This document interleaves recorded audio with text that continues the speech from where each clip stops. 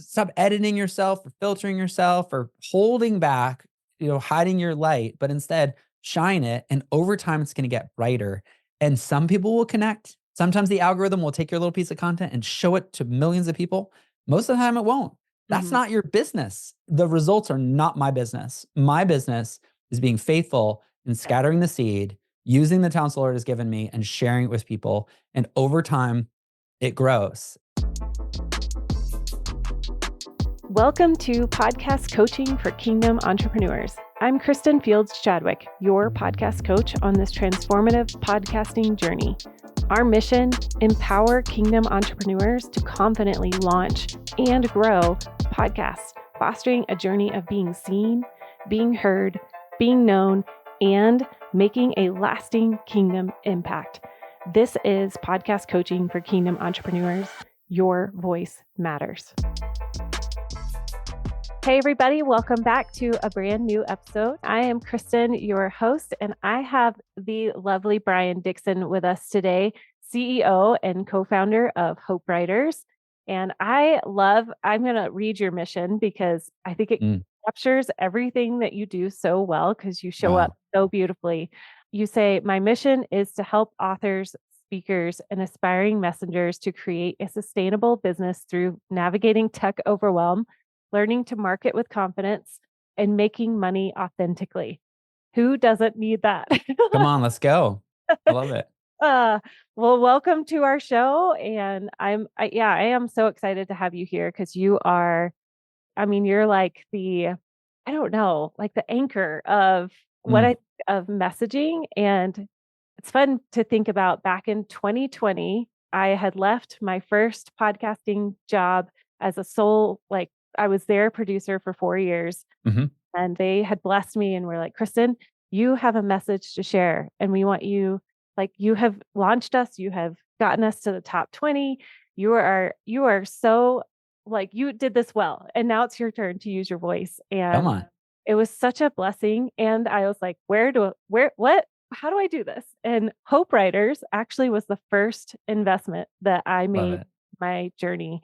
And it was such a gift to me. So first I want to say thank you for that. Oh, you're welcome. I love it. That's amazing. Yeah.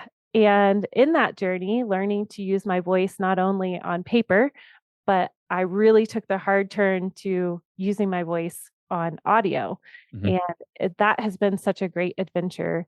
And today I would love to turn back and really focus in on that lane of writing, because there's so many podcasters here that are listening that maybe they started writing a book like I did. And then they were like, oh, wait, I want to start a podcast first. Or maybe they've just written blogs over and over again, and they are starting a podcast. And I would love for you to just encourage them in this avenue. That's amazing. I'm so honored to be here. Thank you for having me. And I think that everybody has a book in them, if probably several books. And so you listening, you're probably thinking, I've thought about a book, or I'm writing a book, or I've tried to get a publishing deal and that's not going well, but I still want to write a book. I think everybody's on the path of publishing. You just might feel like you're at the beginning. So I'm all about clarity. So I want to help you have a clear path to making progress as a writer so that you can get your message out. Yeah. I think that's so important, is having that clarity. So if somebody is just starting out, where would you start coaching them? Yeah, that's a great question. So what we've discovered over 10 years, this is my 11th year as a full-time writing coach, marketing coach, is that there's actually 3 main phases of the process of publishing your message. And what we found at Hope Writers is our members are doing all the right things, but in all the wrong order. The biggest mistake I see our authors make is they focus on the book first. So they start with publishing, and then when the book comes out, they have their box of books arrives. So whether they're self-publishing, hybrid publishing, or traditional publishing, they get a box of books in the mail, and they're so excited. They're like, I got my books. The question is what do you do next? The answer actually is you tell your people. You post on social media and you send an email saying, hey, my books are here. You can pre-order it, or you can order my book. But what we found is that most of our writers don't have an email list at all. So that's actually phase 2, is share your message. And the way that you share your message is you build your email list. And what we recommend is you don't write your book until you have 100 people on your email list, at least. But that's a good first start. 0 to 100 is harder than 100 to 1,000. So just getting your email list started. So that's phase 2, which leads us to phase 1, which is to discover your message. So those are the 3 phases. First, you discover your message. What we teach is the XYZ statement. I help X overcome Y so they can Z. So the first thing is, who's it for? What's the problem that they have? And what's the promised land that they want to live in? That's what your book's all about. So first discover, then share by building your audience and growing your email list to 100 people or more, ideally more. And then after you have 100 people on your email list, then you can talk to them. They can be your beta readers. They can be your launch team. They can read early drafts of your book. They can give you feedback as you're writing your book and helping to launch your book. So these are the 3 phases. Discover your message, share your message, and publish your message. If you do it that way, it takes a little longer, but it's a solid foundation to build a really solid book that you're proud of for the long term. Okay. So I'm all about practical. When, say, somebody is brand new, like they just started and they want to build 100 people. That sounds great. 5 people sounds great. So Right. how do they even start with the first person signing up for their email list? Oh, I love it. So let's assume, because we do have these milestones. So the first milestone is that you have your XYZ statement. Your XYZ statement is what you have in the bio in your Instagram profile. It's I help X overcome Y so they can Z. So if you already know that, so let's say, for example, Rachel Shirley, she's one of our authors with Hope Books. She helps families who have recently lost their pet. Okay. Mm, So your little doggy got hit by a car or died of old age. That's Rachel's for you. So Rachel is only helping people who have lost their pet, not people that don't have a pet, not people whose pet is alive, not, stay-at-home moms. No, we're only people who have just lost their pet. That's who she helps. So that X part, the XYZ, the person you help is very important to be very clear. And yeah. then if that's true, I only help this person, it means all your social media content is for this person. So if Mm, I go to Rachel's Instagram and she's sharing brownie recipes, that would feel really weird because I'm following her because she's going to help me as a pet loss coach. mhm. That's her mission, is to help people who have recently lost their pet discover peace and purpose through the process of pet loss, to see how good God is even when we lose good things like our pet. Like that's her XYZ statement. So if you are that clear about who you help with your XYZ, now it's time to start building your email list. And the way that you build your email list is you give away your framework. Your Mm, framework is like the table of contents of your book. It's your outline. What I would recommend is it's your stuck success steps. So where is your ideal audience stuck? What does success look like? Like what is it that they really want in their life? And then what are the steps to get there? So let's mhm. say, for example, that let's just pick Rachel because I already named her. So if you have recently lost your pet and you're feeling really discouraged and really sad, I want you to know that there's hope. There's actually 7 short devotionals that you can walk your family through so that you can move forward with peace and purpose. And this is a free download for you that you can get by going to rachelshirley.com. So that's called a lead magnet. So you're giving away something for free. I recommend the stuck success steps. You're giving away your framework for free, and people are entering their name and email, requesting that download because it's for them. And they're Mm, like, this sounds amazing. Are you kidding me? 7 devotionals that I can walk my kids through this process because they missed their dog. And I can be a mom boss or a dad boss and help my kids move forward as they miss Fluffy so that they can find peace and purpose through the pet loss. And that's what grows your email list. The reason your email list grows is because you're providing something valuable that people want. Nobody wants a newsletter. Nobody Yep. wants a subscription. They want something meaty, something with some good content to help them move forward. That's so, so good. And I can't help but think of, as you're doing all of these steps, it is Yep, so similar to how you create your podcast and your messaging for your podcast. It goes 100%. hand. Yeah, that getting clear on who you're serving, what problem that you're solving. There's 2 things that I have found in podcasting that I'm sure that you have found One is going too broad, like you just said, like we're not Yes. specific enough. So I'll have somebody come to me and say, I want to start a podcast about like all the things. I want to talk about health. I want to talk about Everything. spirituality. I I want to want to help everybody with everything. talk. Yeah. Yes. Yeah. So even if you're clear on that, like what you just said, and Mhm. someone's coming to you and they're like, but I want to talk about all of the things. Yes. How do you really fine tune? Okay, but really what is your main thing? Right. So the comparison that I use that I think has landed pretty well is the idea of a grocery store versus a food truck. So Mm, imagine that you're one person and you've got limited time in your week, right? Especially you're a mom, you're going to soccer, you're picking the kids up after school, you've got Bible study, you got all these things you're doing. mhm, Could you run a food truck in your life? Like that feels like a pretty heavy lift. Like it would be pretty hard for you to also run a food truck. But if you really felt passionate about having this food truck, maybe on the weekends, maybe a couple hours a week, you could drive your food truck, you could prepare the food, you could deliver the food, you could serve your customers well in a food truck. That seems like sustainable on the weekends. But imagine that you said, "You know what? I'm going to start a grocery store. I'm not going to hire anybody. I'm going to be the only person that works at the grocery store. I'm going to be in charge of ordering all the groceries, of stocking the freezers, of checking people out, of marketing the grocery store, like all the things for a grocery store. That's completely insane. Can you imagine? I mean, the average grocery store probably has 300 people that work there, and you're trying to do it all by yourself.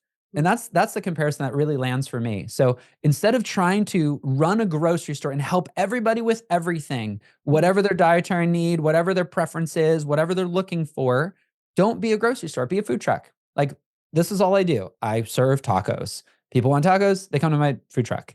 And Mhm. so for you, you have all these things you could talk about. The person that's running the taco truck could also make cheesecake, but that'd be super weird. Wouldn't it be so weird? You're standing in line for tacos and then you see somebody walking by with cheesecake. You're like, where'd you get that? And they're like, well, I got it from where you're about to order from. Like, what? They have tacos and cheesecake? And then all of a sudden, somebody else comes by with a t-shirt that they just bought and they're like, oh, they sell t-shirts too? Like, I don't know what they do anymore. So Don Miller says, when you confuse, you lose. I love that. I think it's really smart.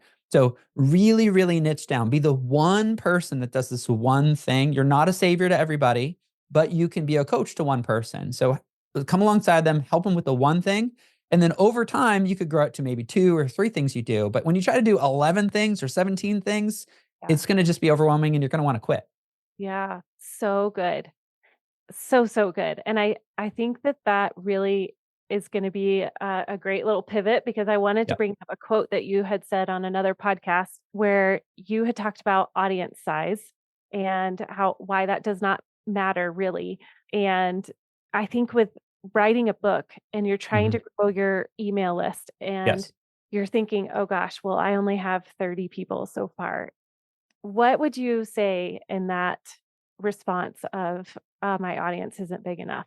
Well, number one, I wouldn't write the book until you have 100 people on your email list. The reason you don't have people on your email list is because you have not because you ask not, right? Jesus said, ask and the door will be open, seek and you shall find. So you're seeking to build your audience. The way to build your audience is to offer something valuable in exchange for their contact information, your content for their contact. Mm, So create something really good for them. So for yeah, example, one of my former clients, Jessica Turner, she wrote a great book called The Fringe Hours. She has a blog called The Mom Creative. She created a free download when there was a solar eclipse several years ago, and she made like this PDF download that the moms could print, and they could make this like little solar eclipse project where the kids could look at the solar eclipse through the shadow. I don't know how it all works, but it was really yeah. cool. She gave it away for free. And in 3 days, she had 26,000 people that got this free download, and her email list grew by 26,000 people in 3 days. Wow. Why? Why? Because of scarcity and urgency. She was giving them something valuable. Their scarcity, all the special glasses to look at the eclipse, those were all sold out. So people are looking, they were actively Googling for their problem. They wanted to solve their problem, which is we want our kids to see the solar eclipse. And she created this free thing. She put it out on social media. Her audience loved it. But here's the thing, her audience shared it. And that's how your thing grows, is by people sharing how you're serving them. You serve them and they share it with other people. And it's kind of like the analogy of the beggar who found bread, right? It's like, oh my goodness, I found bread. Guys, bread's over there. And so what you do is you start with one person and you get them some bread. Like what is the thing that they're hungry? What is the thing that they're starving? They're starving right now. When Jesus looked at the crowd, he saw them as sheep without a shepherd. They were heartbroken, they were discouraged, and he connected with them and he served them. And that's what we do. We come alongside the recently divorced woman and we say, "Listen, I've also been divorced and I want you to know that it's going to be okay. Yeah. Here's what worked for me. Let me help you move forward. Like, can I pray with you? Can I offer you something for free? Can I help you move forward?"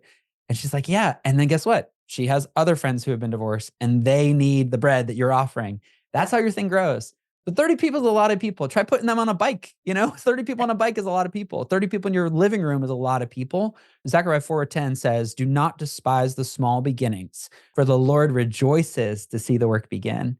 Mhm. So God, whatever you believe, I love the concept that God is looking down on you or looking at you or looking in you and seeing you take a small step.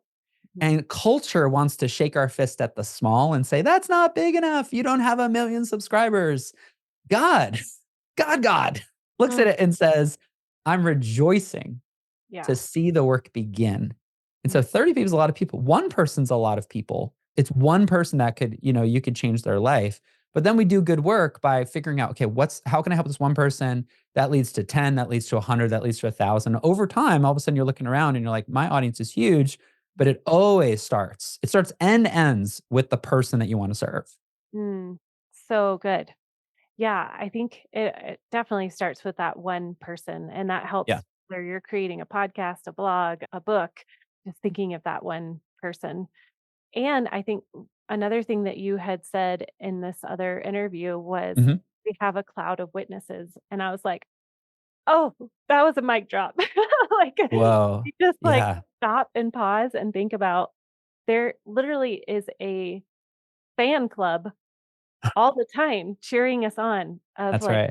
this is your time to share the testimony that he's writing on our hearts. And Yeah. yes, I think it's Yeah. just so powerful. Go ahead. What were you going to say? I love it. I think number one, the idea of like choose you this day who you will serve. Like you have to decide what you stand on. So Mhm. I'm a Bible guy. So I'm just going to believe the Bible and not argue with it. And I'm just going to try to live out what it says. And so one of the things that it talks about is this idea that your life is like a vapor. Your life is like a mist. It's very, very short. So I have a short amount of time. Yes, that's true. The Bible also tells me that I was knitted in my mother's womb, called according to a purpose for such a time as this. So I'm like, I've got today. Like I'm alive in 2024. This is amazing. Here I am. Okay, what is the purpose? Well, what is it? Let me figure that out.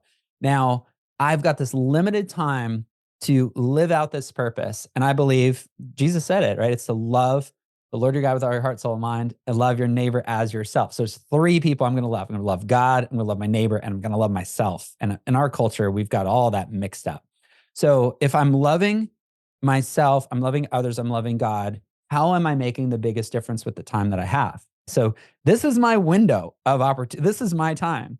And Yeah. then if we believe the Bible in Hebrews, it talks about because of all this, we have a great cloud of witnesses that are looking at us and cheering us on. I mean, it's literally what the Hebrews said. Hebrews 12, I think, says we're surrounded by a great cloud of witnesses, which means, I believe this is biblical. My grandfather, who's a believer, died 20 years ago, is watching my life right now. And Yeah. it's like, college football's happening right now when we were recording this. And the team that we cheer for, the quarterback was really great like 3 years ago. Now he's in the NFL and he was at the game of the team that I cheer for, the college team. So we went back to his alma mater to watch them Oh, play, yeah. right? He's watching the people after him play, but he's not playing in the game anymore. His time is gone. He does not play college football anymore, but he's watching the new quarterback playing the game. And that's kind of how I think about it. That's Like awesome. I stand on the shoulders of giants, other Christian leaders and business coaches and speakers and CEOs that have come before me. Now it's my turn. Mm. And so I think it's those three relationships. We look at the people ahead of us that are mentoring us. We look at the people that we're working with, and then we look at the people that are coming after us. How can we mentor them? And Mm. all of that together means you got to make the most of today. Like today is the day the Lord has made. Like be happy about it and let's get to work. So good. Oh, man. Amen to that. I'm so glad that Yeah. you founded on that. And Mm. I want to hit on the today is a day when you're thinking about, okay, Brian, I want to grow my email list. I want to write this book. I want to get clear on my Yep. message.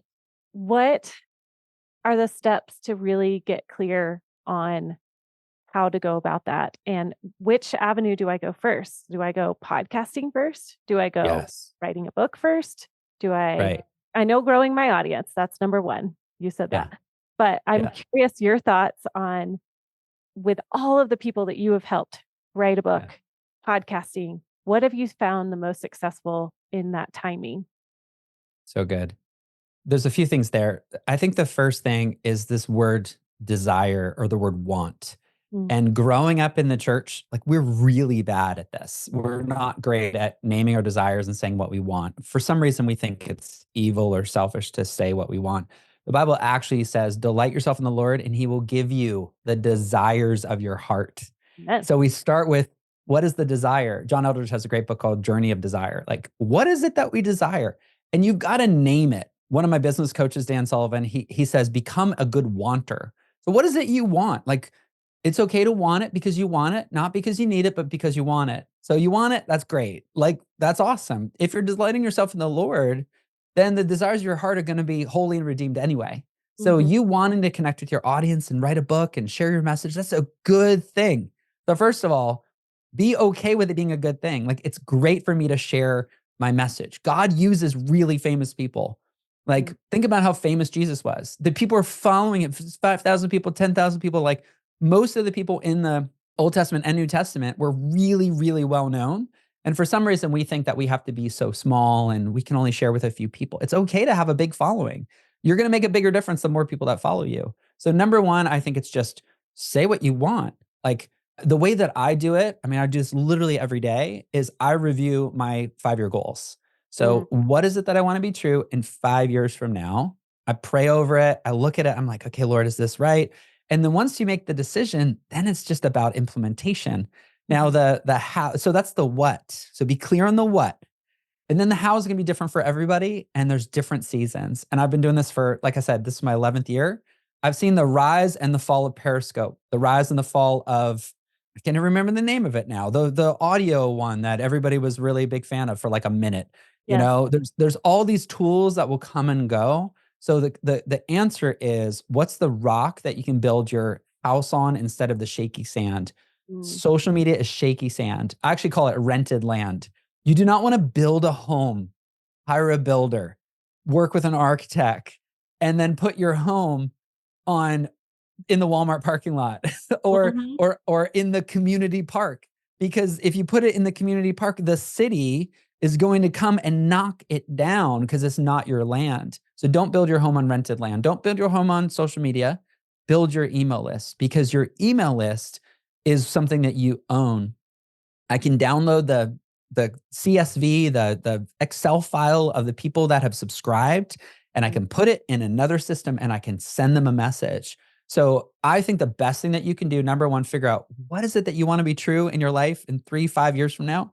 And then number two, building your audience and serving them well. And then I think number three, it's about your own unique proclivities, skills, and talents. So, the Bible talks about how we're all members of the same body, but some of us are feet and some of us are eyes and some of us are ears. And so I think that there are people who are writers who speak, so that you're a speaker, probably a speaker on the stage. There are people who are writers, like writers, like your words are written down before they're said out loud. And then I think that there are curious question askers, people that love to have conversation. And I think those are the best podcasters, are ones who are happy, excited to have a conversation. So are you more of, I want to deliver information and get people excited from the stage? Or are you more of like, I really want to share my heart and share something really personal with you? Or are you, I have a lot of questions about that. I'm not really sure, but I'm thinking this, like, what do you think? mm, Those feel like 3 different personalities to me. Fortunately, with our company, Hope Media, we actually have 3 different memberships. So we have Hope Speakers with Keith. And Keith is like traveling the world and speaking from the stages in front of thousands of people. Then we have Zoe, who's really introspective and very just such an amazing writer who runs Hope Writers. And then we have Jeanette, who runs Hope Podcasters. She runs Hope Podcasters, and she's just such a great conversationalist. I have a meeting with each of them with Keith and Zoe and Jeanette, individual meetings every week. And it's so funny because my demeanor will change based on who I'm talking to. When I'm talking to Keith, it's like, all right, what are we going to do? Here we go. Let's go. Like the speaker energy. Yeah. If I'm talking to Zoe, it's very somber and it's very strategic and it's very well thought out. And then Jeanette, we're just having conversation. And so figure out how you're bent. Like, how are you made? What lights you up? You know, our pal Annie Downs says, chase the fun. Like, what's fun for you? I love going on video. Some people hate video. If you hate video, don't go on video. If you love talking to a mic, talking to a mic. If you love speaking on a stage, speak on a stage. Fortunately, we're in a time where you can do it any way you want, and it can work. You just got to work it. Yeah, I love that. I think there's a couple of things that I wanted to mention is sometimes there's a Holy Spirit override though, because there's the introspective person which is part of my story where I would much rather just write, but I have felt Holy Spirit call me to actually use my voice out loud. And it's been a stretching and a growing season. And I've watched maybe half of my podcasters that have gone through my boot camps and memberships that have been in a similar scenario. And then there are definitely people that are gifted in the speaking and you're like, whoo, if I could just have an ounce of your speaking excitability, that would be great. And then, yes, the conversationalist, that's definitely, I love those three categories. And I feel like when you know God's calling you to step out of your comfort zone, like go for it. And he's going to develop those skills as you go for sure. Yeah. I think there's so many people. The analogy that I would use is like making a dinner. So I made dinner last night, and let's just say I made spaghetti. Okay. So I've got the Italian sausage, I've got the noodles, I've got the pot for the water, I've got the saucepan for heating up the sauce or for making the sauce. Like I've got all the ingredients all out on the counter. I think that's most people's life, is you've got all these ingredients right in front of you. Yeah. If somebody came up to me and said, well, what are you going to make for dinner? I'd be like, I have no idea. I can't figure it out. I'm just waiting for God to tell me what to make. And it's like, I see so many people that over spiritualize stuff and they're like, I'm just waiting for God to give me a sign. I'm like, the sign is you've got a box of noodles, you've got a jar of sauce, and you got some sausage. Just work with what you got. Yeah. And I think that's the parable of the talents. Like the talents were given and they were evaluated based on using the talents that they were given. And so I agree that sometimes God will, in our weakness is strength, right? Like in our weakness, God can show up and do really, really amazing and mighty things, right? Paul talks about the thorn that he had in his flesh that God never removed, because I think it was to humble him. I think he talks about that, to humble him, but also as a testimony to others. So yes, that's true. But the majority of the time, if you're really good at speaking, maybe you should speak. Like stop, shopping for lightning bolts. Just light the candle that you have, and it's going to grow over time if you're diligent and you do the work. Oh, I totally agree. 100%. I feel like if you naturally already have a gift for sure. And here's the thing, we have this in Hope Books, we have this whole process to help you discover your message. And one of the first steps, I think it's step number 3, is ask your people. Like literally text message your friend and say, hey, I'm thinking about writing a book. What do you think I should write on? Or post on Facebook, I'm thinking about starting a podcast. What should I podcast about? Because it's hard for us to read our own label, but other people see our good works and they go, oh my goodness, you're such a great mom. You're such a great soccer mom. You're so amazing at encouraging people. And you're like, I am really good at that, aren't I? Maybe I should do something with that. Use the stuff that you have. This is such a biblical concept, right? To him who's given much, much is required. Living today, even being able to hear this, guess what? You were in the top 0.1% of the whole world. You've been given more than 99.9% of the entire world. Guess what? God expects a lot out of you. He does. In his love and in his grace, he's given you resources. Now it's time to use those resources for people's good and for his glory. And so use the tools that you have. Don't hide them in your closet.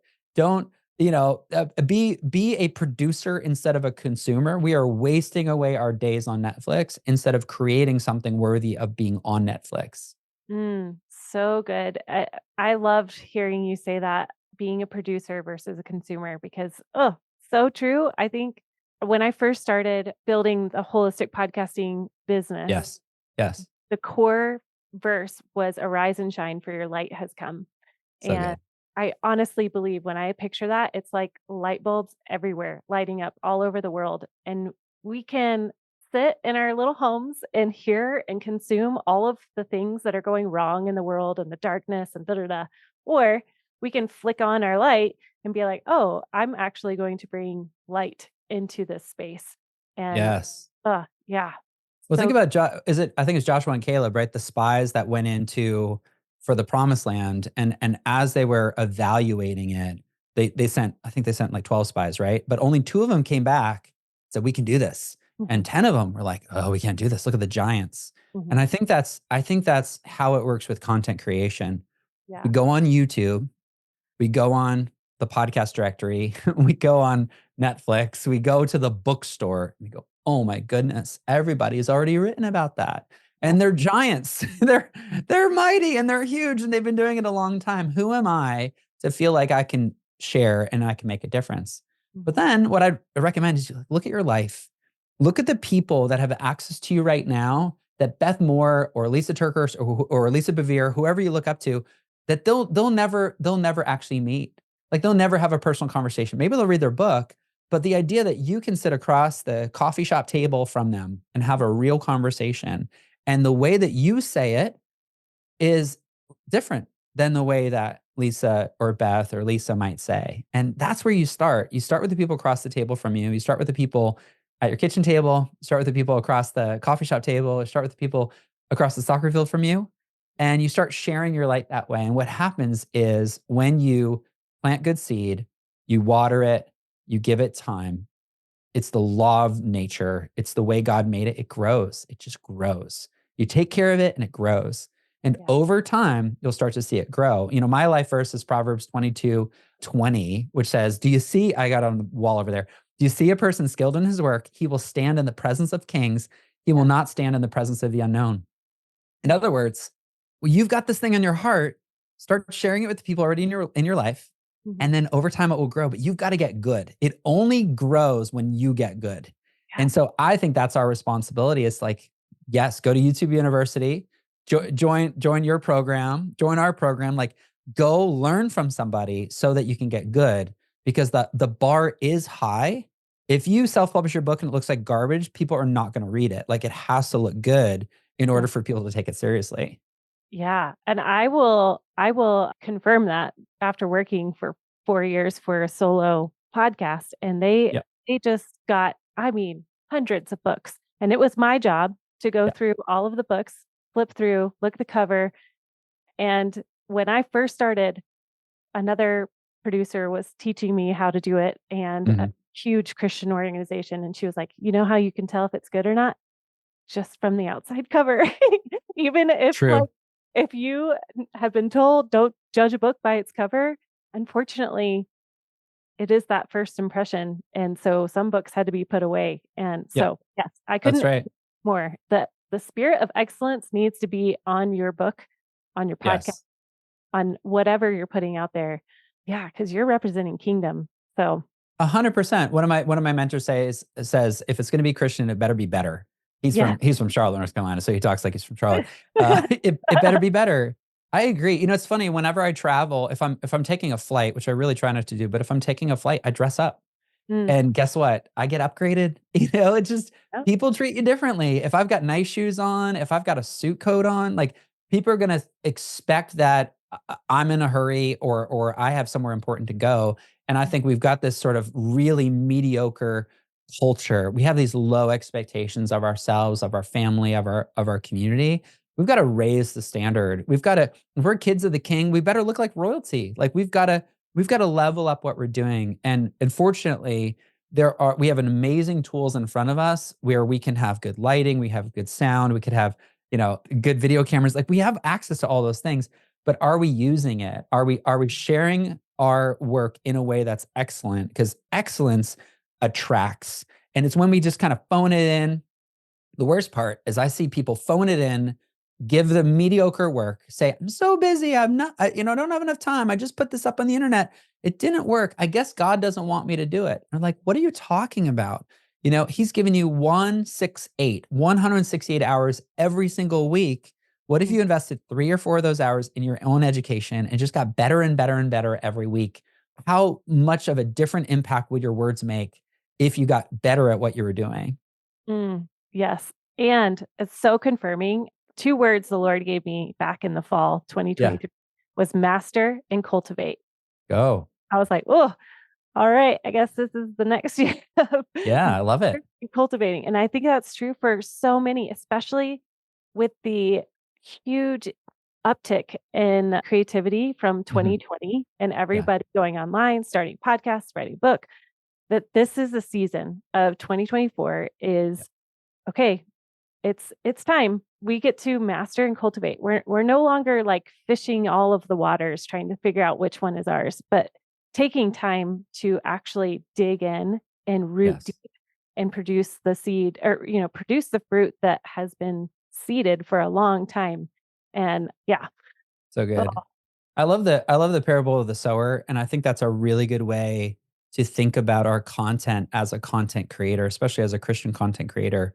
The parable of the sower talks about the seed. It was good seed that the sower scattered, and I think that's our job. Our job is to create content and scatter it, get it out there. yep. But you notice that some of it fell on the rocky soil, some of Mhm. it was eaten up by the birds, some of it was choked out by the thorns, some of it, got washed away, but some of it landed on the good soil and grew.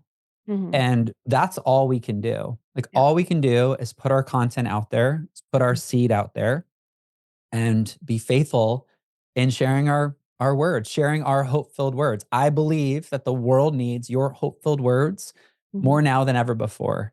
And Mhm. so I would challenge you, look at your last 24 hours. You want to predict your future, look at yesterday. Mhm. So, how many times did you post yesterday? I think I posted 7 times Mhm. because I've got words that need to get out there. I've got people that need to be encouraged. And so stop editing yourself or filtering yourself or holding back, hiding your light, but instead shine it. And over time, it's going to get brighter. And some people will connect. Sometimes the algorithm will take your little piece of content and show it to millions of people. Most of the time, it won't. That's Mhm. not your business. The results are not my business. My business is being faithful and Yep. scattering the seed, using the talents the Lord has given me and sharing it with people. And over time, it grows. And just being faithful every day is the way that you make a big impact for a long time. Yes. Amen. Thank you so much for all of this. I think this whole conversation is so valuable. I would love for you to share where people can connect with you personally. And if they're like, oh, Hope Writers or Yeah. Hope Media, any of that, I would love for you to have them connect with you in that way. Amazing. I love personal connection. I think that, the internet, you can access anybody, but it feels like we're just watching the highlights of their life. And I think the best thing to do is send a personal message and just connect. So that's what I'd invite you to do. If you found me on the show and you're just like, hey, I'd love to, ask you a question or share, just message me on Instagram. That's probably the quickest way to get to me is through Instagram. I'm just Brian J. Dixon over on Instagram. We love working with writers, we love working with podcasters, we love working with speakers. So we've got some really cool communities and opportunities to make progress. If that's your heart is to share your message, then we can come alongside you and encourage you in that process. Absolutely. Awesome. Well, thank you again. And you have been such a encourager and a light yourself. So thanks for all you're doing. Thank you so much for having me. Thanks for listening today. Hey, I want you to know that there is an opportunity for you and I to connect. I would love to do that. Find a link below and we can schedule a one-on-one free 15-minute consultation. I want to hear, where are you in your podcasting journey and how can I help serve you and help you bring that kingdom impact dream into reality?